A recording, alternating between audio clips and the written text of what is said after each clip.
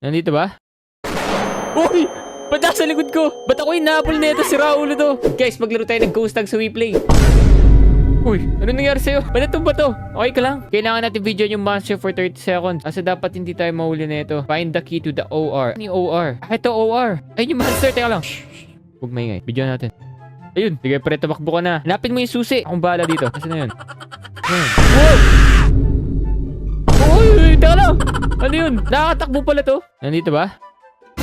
Uy! Ba't nasa likod ko? Pre, susi, kunin mo na. Ba't ako inahabol na ito? Si Raulo to.